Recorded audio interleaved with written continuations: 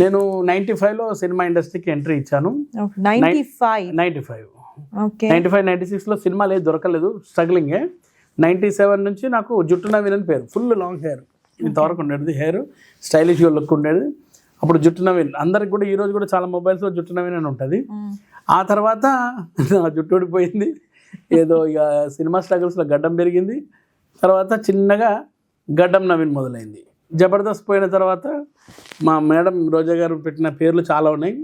Nothing Naveen అని ఒక స్కిట్లో లత్కోరణ ఉంటుంది, లత్కోర నవీన్ అని వస్తుంది, నాటి నవీన్ అని వచ్చింది. అట్లా అన్ని పేర్లు వచ్చి ఫైనల్గా నాకు మా ఇంటి సొంత ఇంటి పేరు అయితే నవీన్ ఇటిక. అది పాపం ఎవరు పలుకుతలేరు, ఒక పాస్పోర్టు అండ్ ఆధార్ కార్డులో తప్ప ఇంకా బయట ఎవరికి తెలియదు. ఇప్పుడు ప్రస్తుతానికి వచ్చింది గడ్డం నవీన్. ఇక సినిమా ఇండస్ట్రీలో ఇంకో పేరు కూడా జూనియర్ రాఘవేంద్రరావు అని విన్నా.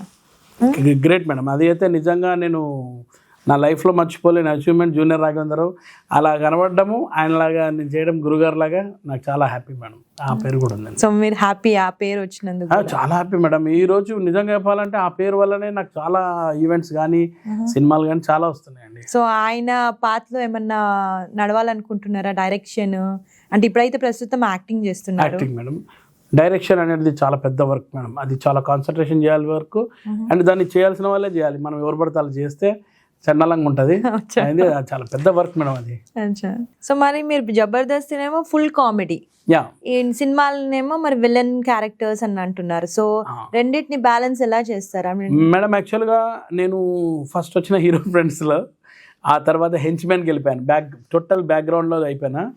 తర్వాత నాకు తెలియకుండానే జబర్దస్త్లో నాకు బ్రేక్ ఇచ్చిన మా గురువు గారు అద్రే అభి గారు, ఆయన వల్లనే జబర్దస్త్ రావడం, జబర్దస్త్లో మంచి క్యారెక్టర్స్ రావడం అండ్ మంచి పేరు రావడం అద్రే అభి గారి వల్లనే. 2013 నుంచి జర్నీ ఉంది, 400 ఎపిసోడ్స్ వరకు చేశాను.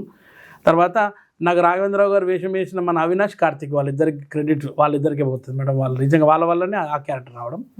సో ఇదంతా జబర్దస్త్లో కామెడీ చేస్తున్నా కానీ నాకు ఇప్పుడు కూడా విలన్ క్యారెక్టర్ చేయాలని నాకు చాలా ఇష్టం. ఎప్పుడు కూడా ఓ విలన్ గా సెటిల్ అయిపోవాలని నాకు ఉన్నది మేడం. ఎందుకంటే మీరు అలాగే ఇట్లా గడ్డము ఇదంతా ఉంది కదా మీకు, సో విలన్ క్యారెక్టర్ సెట్ అవుతుంది అనుకుంటారా? నేను అనుకుంటా విలన్ క్యారెక్టర్ సెట్ అవుతుంది అని, చూద్దాం మేడం ఎట్లా అవుతుందో అట్లా.